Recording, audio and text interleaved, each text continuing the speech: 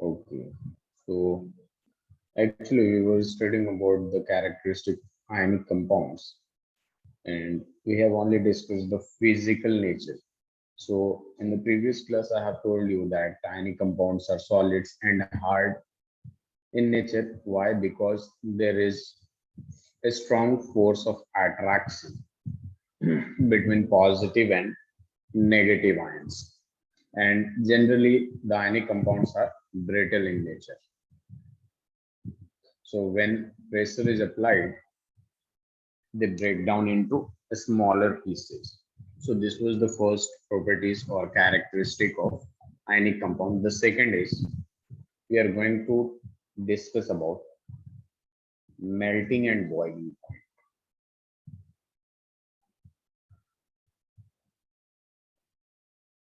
So what can you say about its melting and boiling point?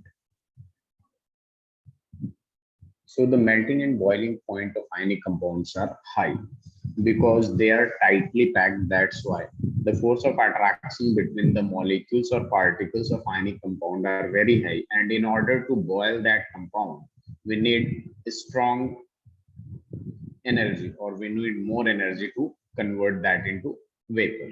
So I'm going to write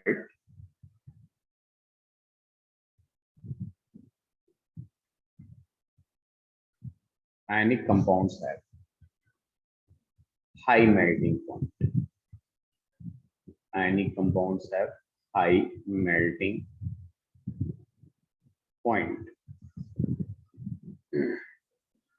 and boiling point. And boiling point. This is because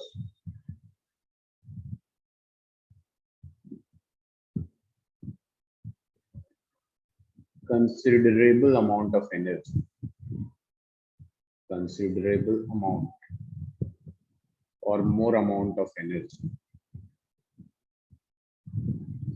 is required to break the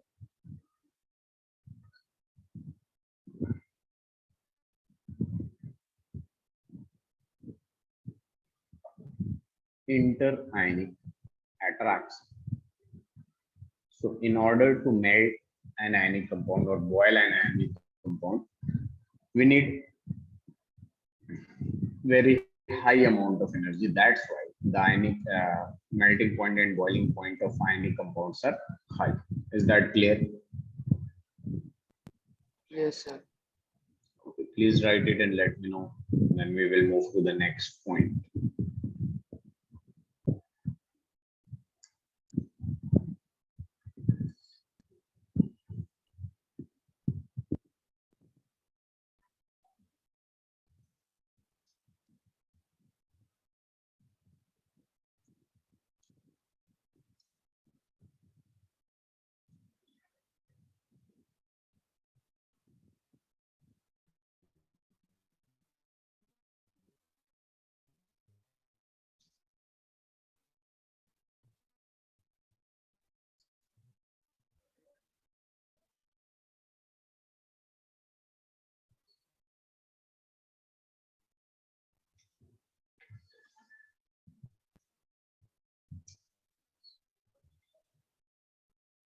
Done, sir.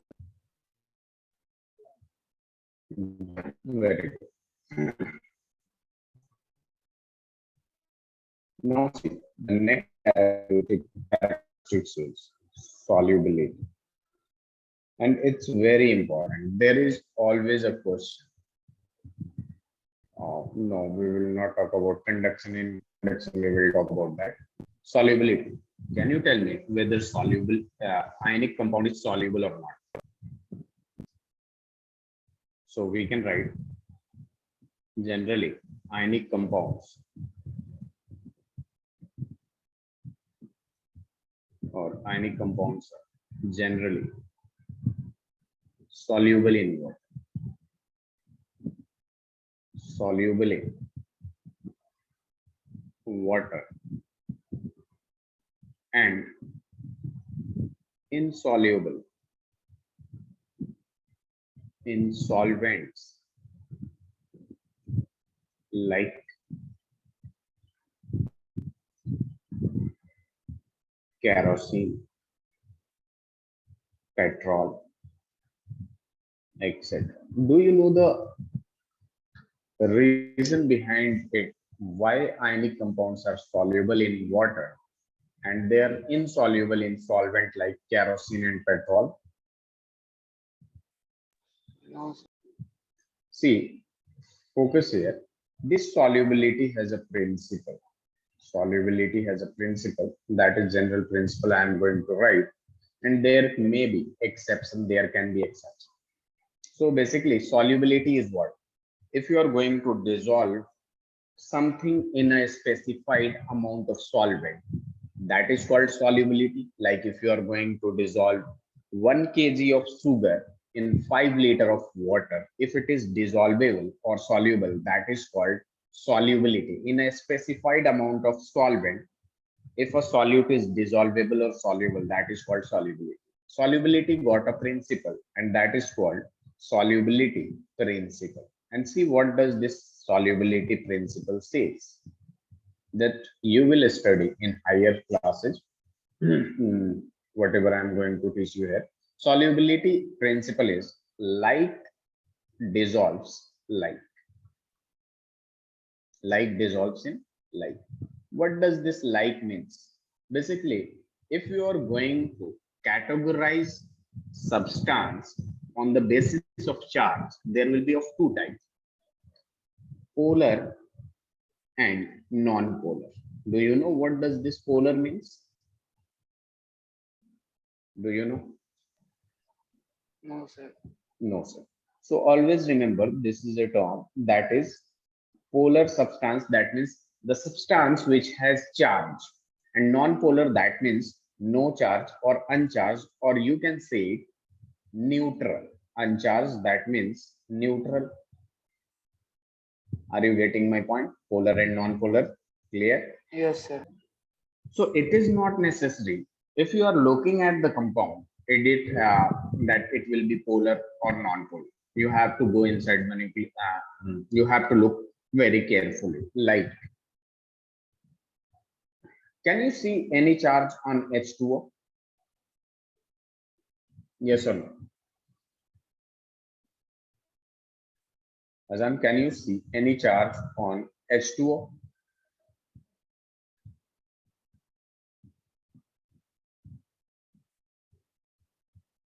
Azaan, am I audible?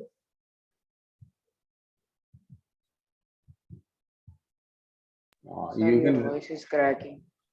Oh, is my voice cracking now? No, sir. Now it's okay. Okay. So what I was asking is, can you see any charge on H2O? No, sir. No, but I will say this is polar. Polar, that means H2O has charge, some charge.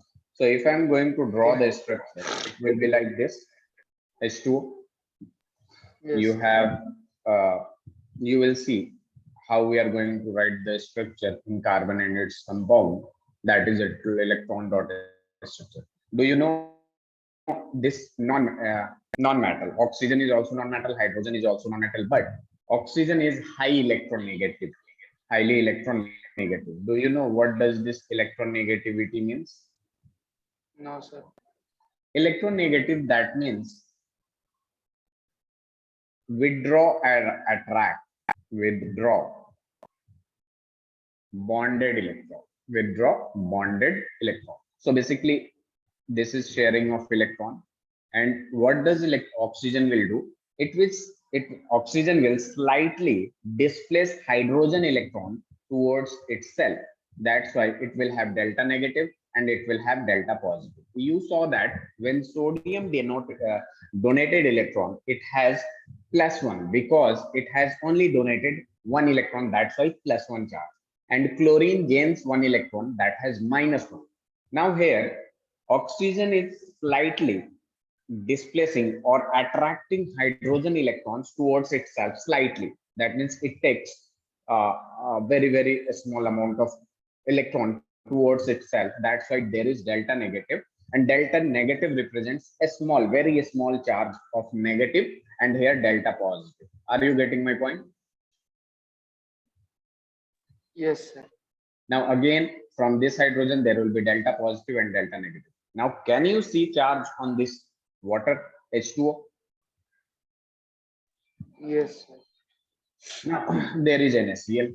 And when you are going to put this NaCl in aqueous solution water, it will be converted into Na plus Cl minus because sodium completely donated its one electron and chlorine completely gains one electron from sodium. So it has plus one and minus one charge. You can see plus one and minus one charge. So now wait a minute. So basically, this is this NaCl and water both are examples of polar because when it goes in water solvent, it has charge. Yes or no? Yes, sir. So you can see basically light dissolves in light. That means basically polar solute dissolves in polar solvent, polar solvent. And when we talk about non-polar, the non-polar solute dissolves in or soluble in non-polar solvent. So are you aware of this solute and solvent term? Are you aware of this solute and solvent term? Yes, Yes sir. or no? So you can see what does this what its principle says, solubility principle. Light dissolves in light. That means polar solute dissolvable or soluble in polar solvent and non-polar solute dissolvable or soluble in non-polar solvent. Okay, and so it is written that ionic compounds are generally soluble in water because water is a polar solute, and ionic compound, when you dissolve this in ionic when you are going to take ionic compounds and put it in water, they will be dissociated into ions like this, and now they are polar, so they are dissolvable or solid. Are you getting my point? Yes, sir. Please write it. It's very important.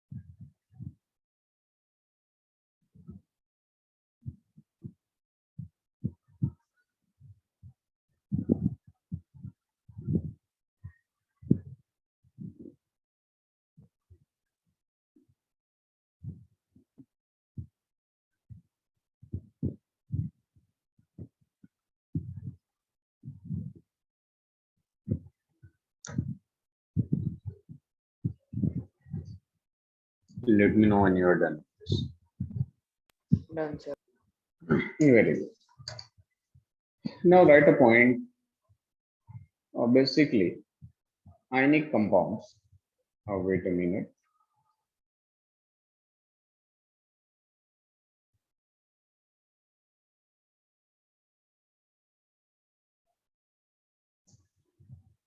Ionic compounds are also known as electrovalent compounds. Are also known as electrovalent compounds.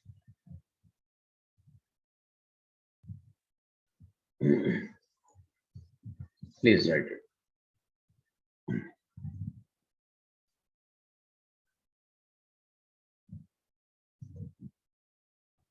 Now the next physical properties comes out to be conduction of electricity. Conduction of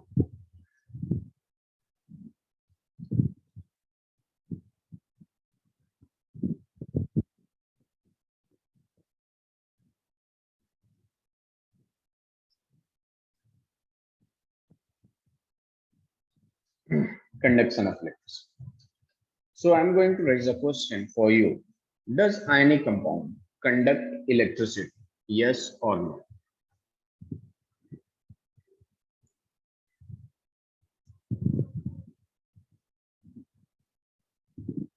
Does ionic compounds or do ionic compounds conduct electricity? Yes or no?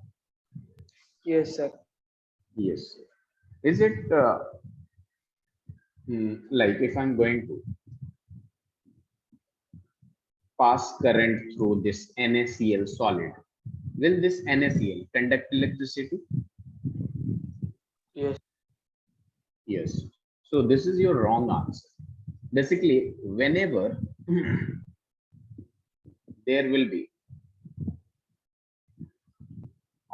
whenever ionic compound is in solid state, it won't conduct electricity because they are tightly packed and there is no ions through which current move. That's why in solid state, ionic compound that does not electricity. But when you are going to dissolve it or when you are going to put some when you are going to add some water into this ionic compound, they will be dissociated into ions and then only they can conduct electricity. So I'm going to write a point and then again explain what I want to say. The conduction of electricity,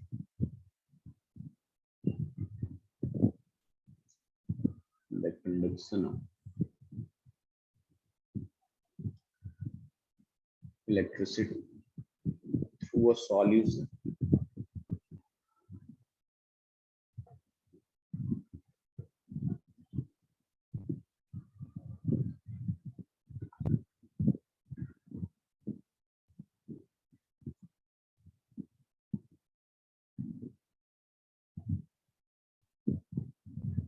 involves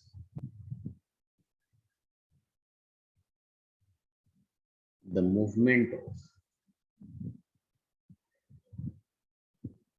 involves the movement of charged particles, involves the movement of charged particles. So basically, when it is in solid state, it cannot conduct electricity because there is no ions in solid state. So we can write a point, a solution of an ionic compound, of an ionic compound in water contains iron, contains ions, and hence it conducts electricity. It conducts electricity. Is that clear? Yes. Basically, when you are going to put some, if there is a solution of an ionic compound, that basically in that solution there will be some ions that is the supporter of this ions is the supporter for conducting electricity, or these ions in solution is the reason behind conducting electricity, conduction of electricity. Is that clear? Yes, sir. So we can also write a point about solid state.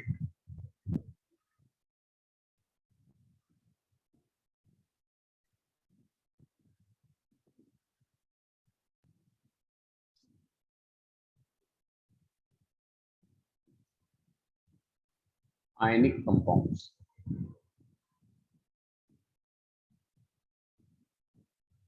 in solid state do not conduct electricity. Do not conduct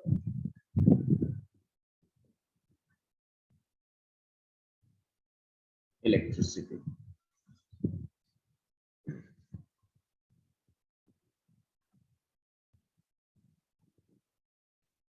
Due to their or because of their rigid structure. Because of their rigid structure. But ionic compounds in molten state also, basically there is a very less amount of water adding, that is called molten state. So we can write, but ionic compounds conduct electricity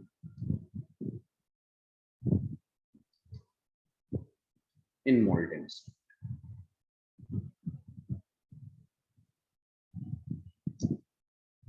And in molten state, it is possible because electrostatic force of attraction between oppositely charged ions overcome due to heat. Wait a minute. No. In molten state, just write it, then I will explain.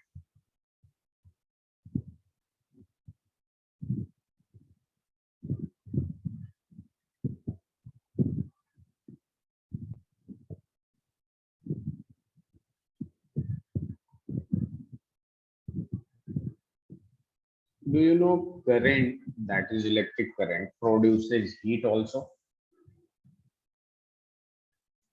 Yes, sir. So in molten state, when current is passed through the solution, there will be heat.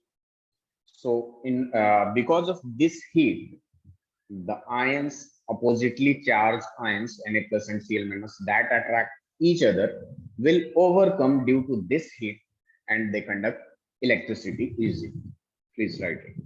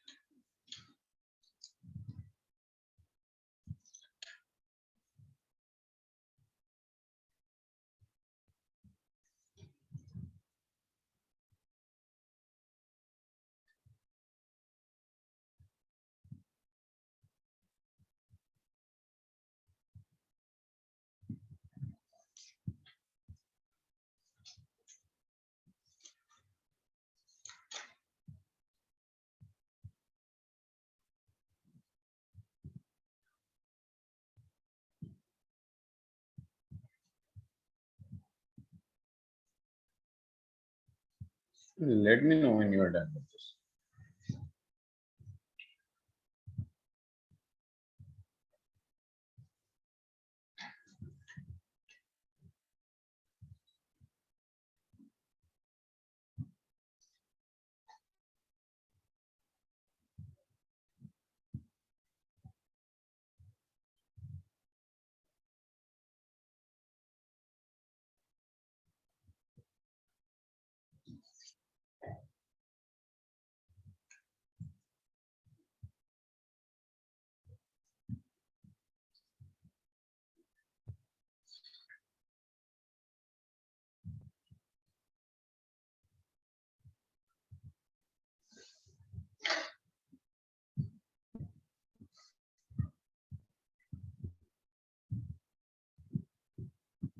Are you done with this?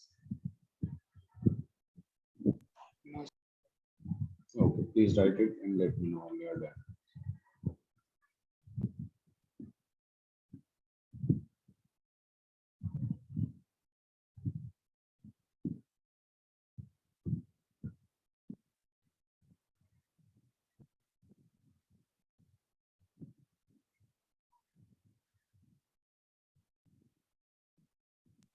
Sir, what is that in the third line? Compound in water.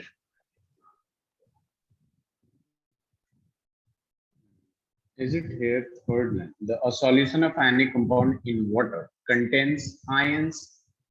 Water contains ions and hence it conducts electricity. Was this question you were asking?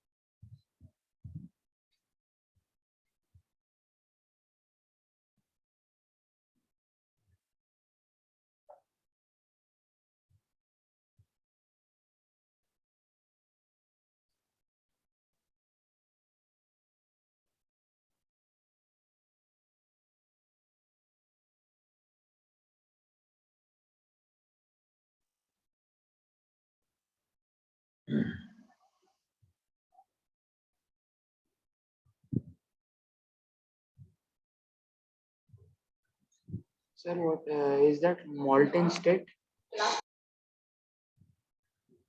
Yes, it is molten state. Done. Very good. Now here are ionic compounds are completed. Now the next topic is basically occurrence of metals.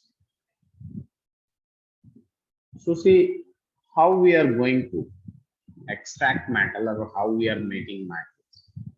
So basically, first of all, when we see the reactivity series, you can see the activity series when you call it some metals are very high reactive.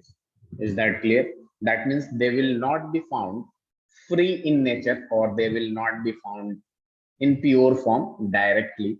So in order to make it pure and extract pure metal, we need to do some purification that depends on its activity series. As in the previous class, this was, where is the activity series? This was the activity series. So basically you can see the potassium is on the top. That means it is the most reactive metal. And downward, the activity or the reactivity decreases. Are you getting my point? Yes. So from where we get matter? Basically the earth crust is full of metals, but they are not in pure form. So what we need to do in order to get a pure metal? So we have some process on which we are going to follow and will get finally a pure matter.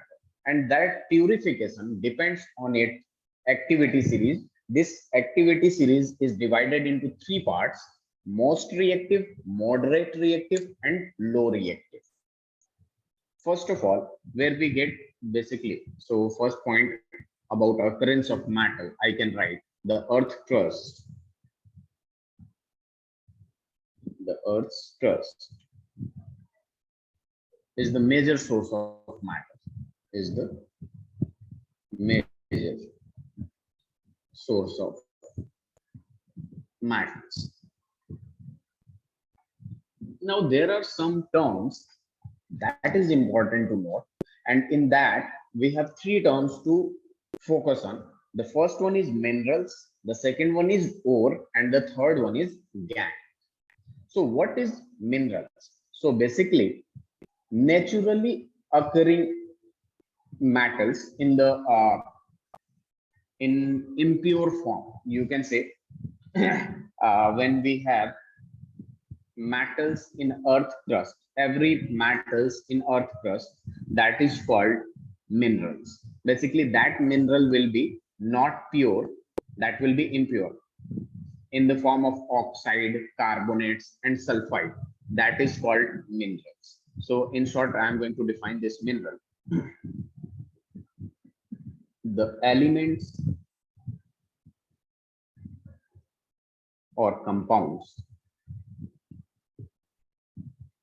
which occur naturally, which occur naturally in earth's crust, in earth's crust, are known as minerals. Are you getting my point? So basically, Yes, sir. every elements or compounds that occur naturally in Earth's crust, that are known as minerals. But what is ore? Ore is entirely different from this minerals. Not entirely different. Basically, if there are some naturally occurring metals that present in Earth's crust, and when you are going to extract it, it must be conveniently and profitably. If it is not profitably, like if you are going to extract metal and you are spending lakhs of rupees in it and you got output lesser than lakhs of rupees, that is not called ore, that is called mineral. That is also called mineral. Basically, so we can say all the ore are not minerals, but wait a minute, we can say every ore is a mineral, but every mineral is not an ore. Are you getting my point? Yes, See, if we have this minerals and this minerals, and if we are going to extract only 5%, this is also mineral, this is also mineral. They both are minerals, and this is also minerals. And you are going to extract from here, that is 75%. So we are not going to say this an ore, but this is an ore. Are you getting my point?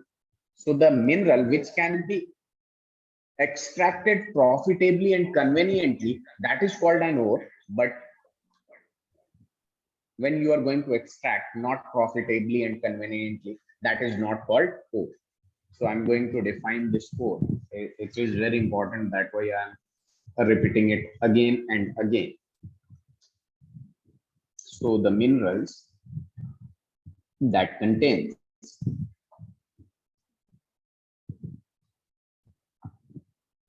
a very high percentage of particular matters, a very high percentage of particular matter, and metal can be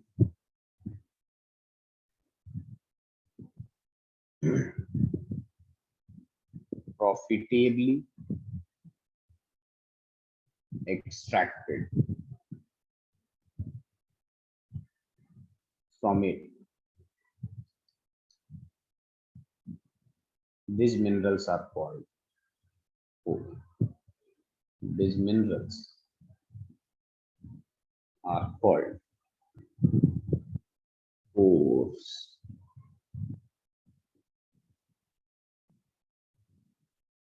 Are you getting my point? yes, Every ores are mineral, but every ore, every ores are mineral, but every minerals are not an ore. Simple. It is simple as that. I think you got it.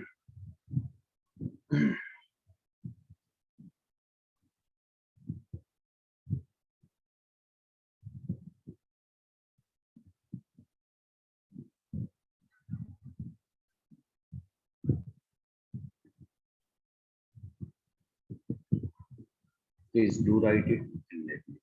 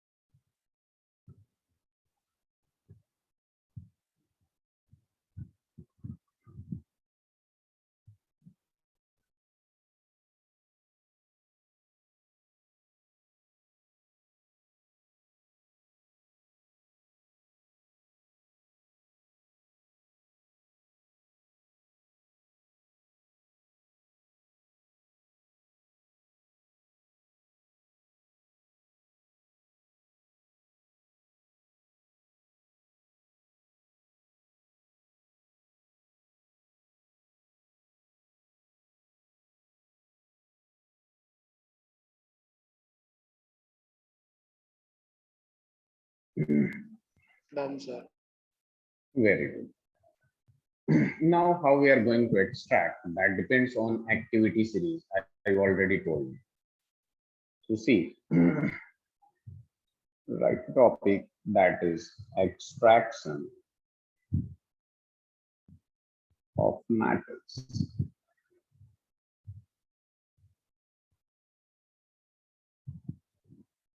Extractions of metals. So see, this extraction depends on, basically we just classified in the form of activity series. So we can, basically in activity series there are some elements that are found in free state because they are very less reactive. So I'm going to write the activity series again. This is potassium, sodium, and then calcium, and then magnesium, and then aluminum. So these are basically the most reactive electrolysis. Oh, don't write it here, electrolysis. These are these are basically metals of high reactivity. Metals of high reactivity. And then please write this. Oh, wait a minute. And then there comes the moderate one, like zinc, and then iron, and then lead, and then copper. These are basically moderate reactivity, metals of medium reactivity, metals of medium reactivity.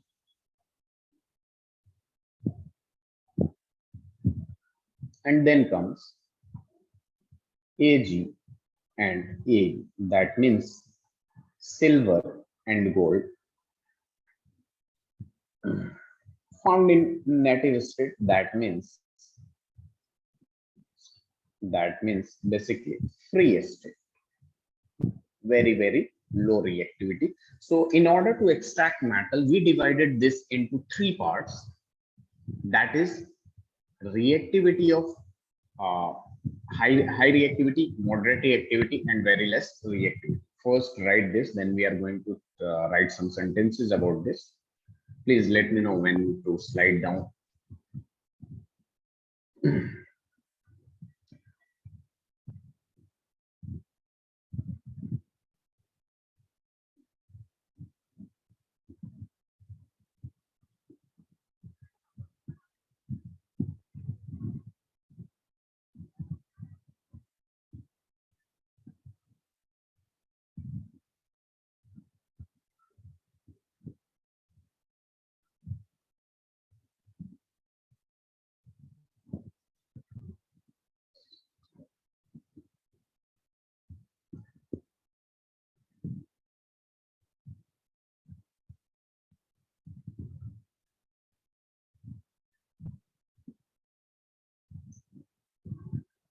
Shall I slide it down? Yes, sir. Okay.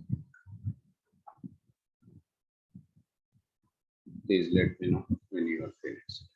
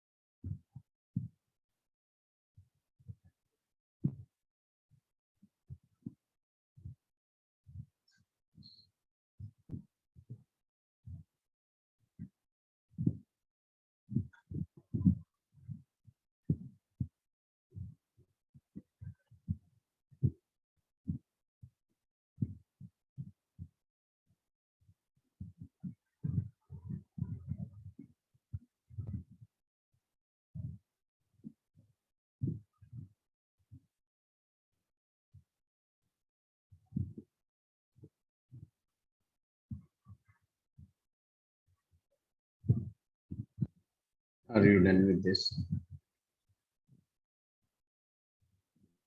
Yes, sir. Now see, we can write the matters on the top. The matters at the top. Very real of the activity series at the top of the activity series,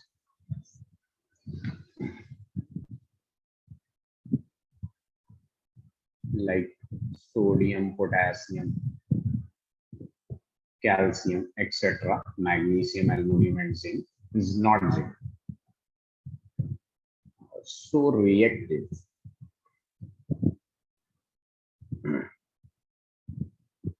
that they never found in free state.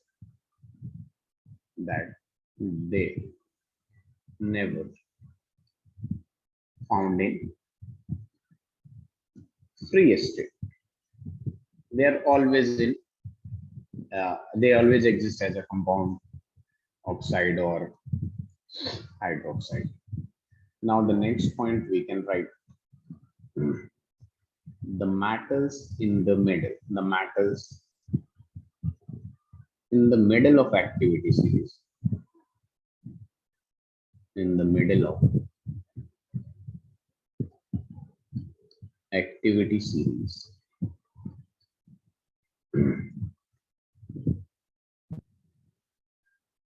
Like zinc, iron, lead, etc. Write with me these points. Are moderately reactive. Are moderately reactive. They are found in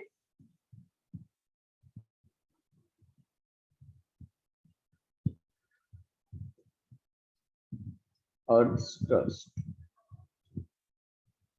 mainly as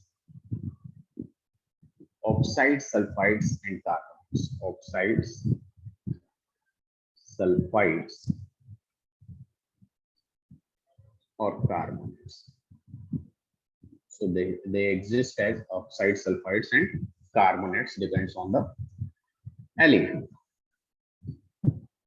So these are 3 points about high reactivity and moderate reactivity. And the third, the metals at bottom. The metals at bottom.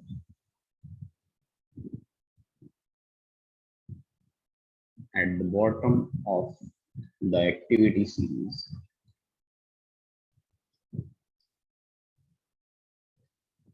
Found in, or you can see, are the least reactive. Least reactive. They are often found in free state.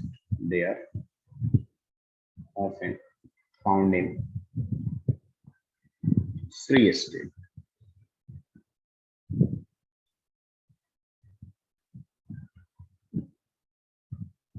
For example, you can write gold, silver, platinum, etc. Sometimes copper also found in free state. Please write these 3 points, which is very important. Then we will move to the next point.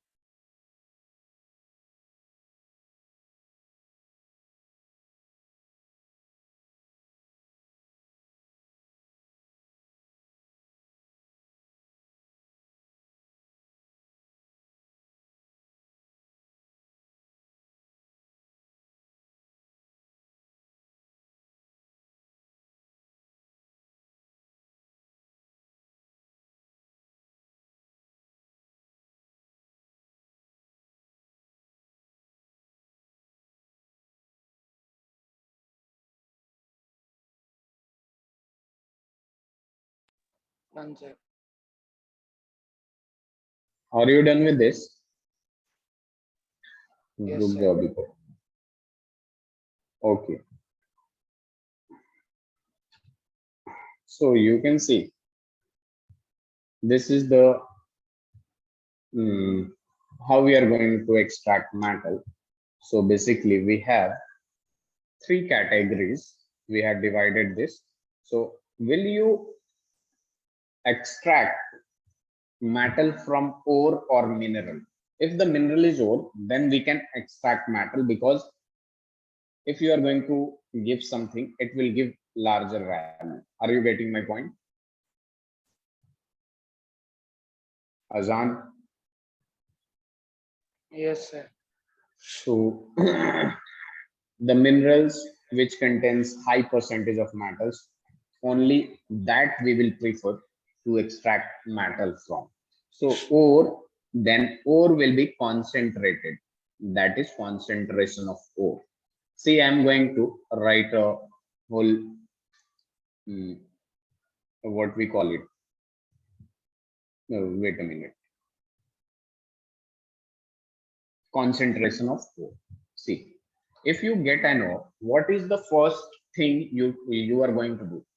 If you get a coin, what we will do, the first thing, if you got it on the road, you just wash it and it will be clean. Yes or no? Yes, sir. If you are visiting a museum that is very old, and if you are going to get something that is metallic in form, then you will get it, there will be dust and dusty particles and sands that will be attached with that. So the first thing you are going to do it, wash it. That is called concentration of ore. So whatever is the ore, you are going to wash it, or uh, just remove all the dust that present on the surface of that ore. This is the first step you are going to do. Then, if you are going to study it, whether in this ore which type of metal is present, whether it is metals of high reactivity, metals of high reactivity, and whether it is metals of medium reactivity, metals of medium reactivity, or whether it is metals of low reactivity. Are you getting my point? Yes, sir. So if you are going to extract metal from Earth's crust, and you know which type of metal you are going to extract, you will know basically what is the reactivity of that metal. So if it is high reactivity, if it is from high reactivity, then the process is carried out is called electrolysis. You are going to do electrolysis. We will see what is electrolysis of molten ore. Are you getting or do you know what is molten? Do you know? No, sir. So molten, what is molten? If you got an iron, or if you are go just heat it, and it will just start melting. That state is called molten. Are you getting my point now? Molten state, it is just like molten state. It won't be fully what we call it in liquid state. That is semi solid, you can call it. Azan. Yes, sir. So basically, if you have high reactivity metal, then first step you are going to do electrolysis of molten ore, then you will get pure metal. And what about this metals of low reactivity?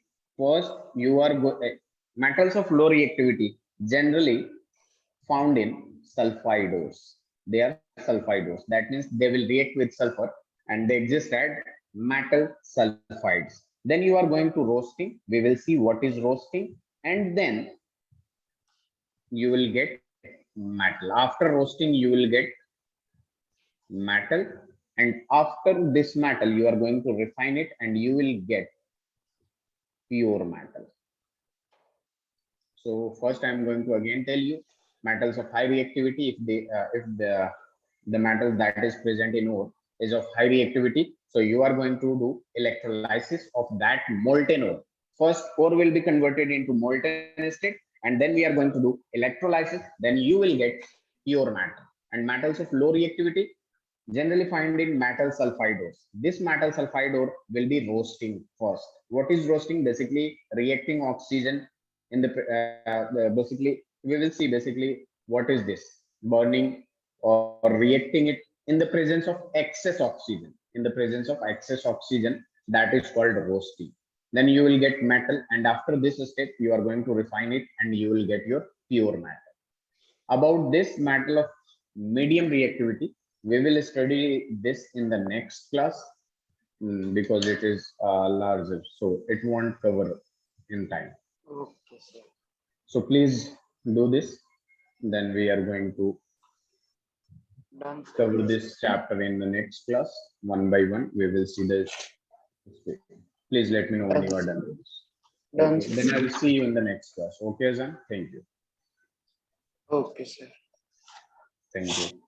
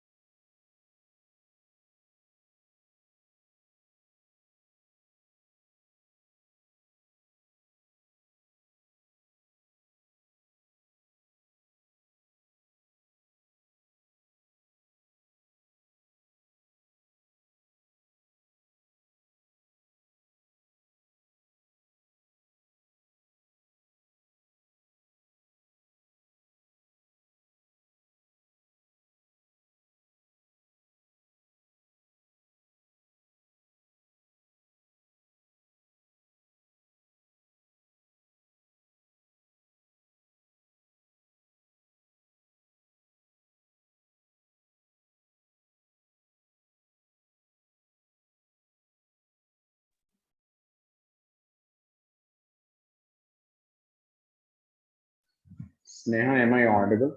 Nafisa? Yes, sir.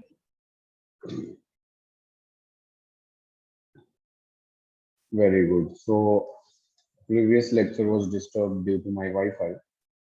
So can you tell me if you have any doubt from the previous class? No, sir. No doubt. Okay, that's great. Sneha, can you hear me?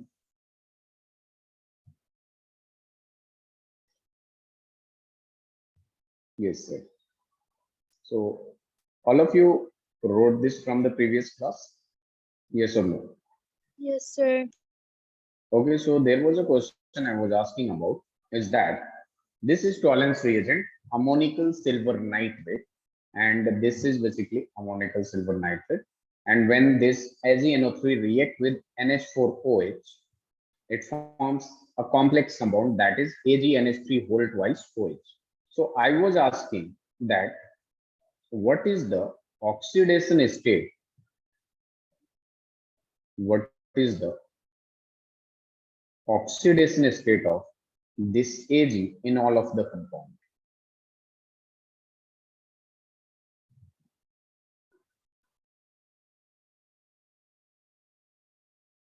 Please let me know.